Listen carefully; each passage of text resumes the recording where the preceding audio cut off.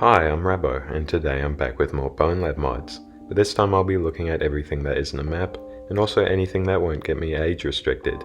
Hopefully while I'm doing that nothing weird happens that ends up in me having some kind of John Wick revenge arc, fingers crossed.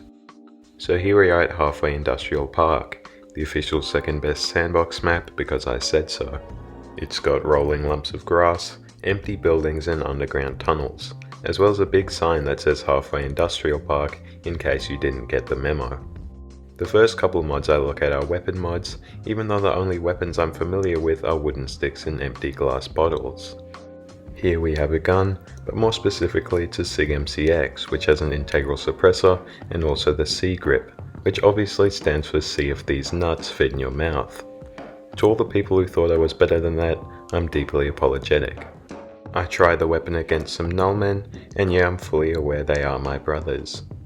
The next weapon I bring out is the minigun, naturally named Old Betsy, and I also have a lineup of live targets to test it. It has a bottomless mag and an insane fire rate, so it's ticking all the boxes a war crime would have.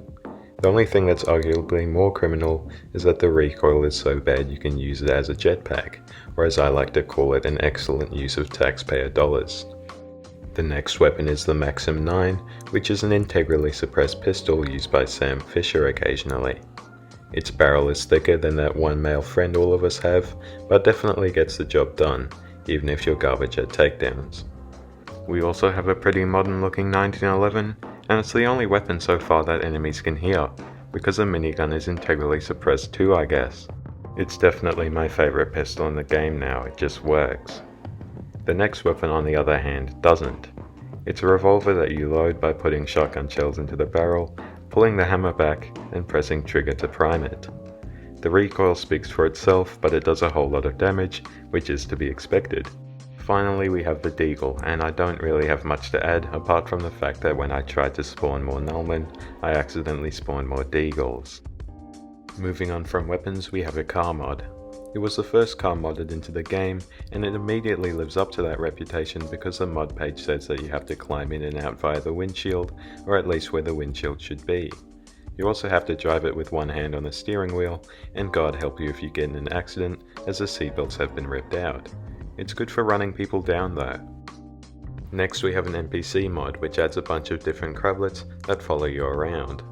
They probably all need insoles, but it's pretty nice to have some company that doesn't have a huge forehead. Speaking of which, I spawned a few Arthur Fords in to see what they'll do, and turns out they are still programmed to attack on sight, so I killed them all immediately. So yeah, I have a good time with the crablets, playing eeny meeny miny mo, and last one to reach me is a rotten egg, but I have to deal with the dead Fords that are littering the place. I decide to drag them to my garage, but while I'm doing that I'm knocked out from behind.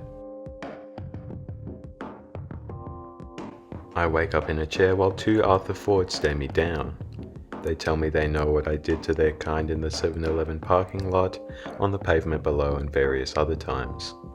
They kick me down and tell me what they did to my crablet, which flips a switch in my brain. I pull out my fully automatic Maxim 9 and gun them both down. I clear the entire building and jump down to the ground floor. There's a Ford outpost right across the quad, so I sneak in through the tunnels. They have security too, but what they don't have is an extremely cursed shotgun chambered revolver. 3 are dead within seconds, but 1 survives, so we engage in hand-to-hand combat. I am smarter however, because rather than fight him like an honourable person would, I pick him up and throw him against a concrete wall. They've sounded the alarm now, so I bring out Old Betsy and clear out the remaining guards. At the top I find none other than Arthur Ford, the lieutenant in charge of this outpost. We duke it out, but he's no match for these hands as I throw him down and start laying in the punches, eventually killing him. He had some information about where the leader of the Fords was hiding, apparently in an office block in the city.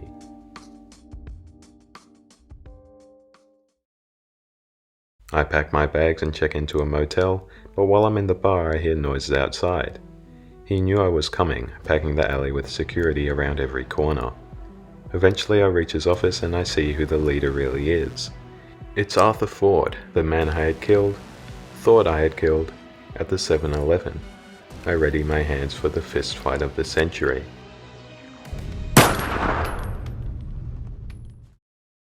With Arthur dead, I return home. To my couch, which is another mod I installed. You can sit anywhere on it, even the middle like the psychopath you are. I rate this mod a 10 out of 10, really fine work by the modder on this one.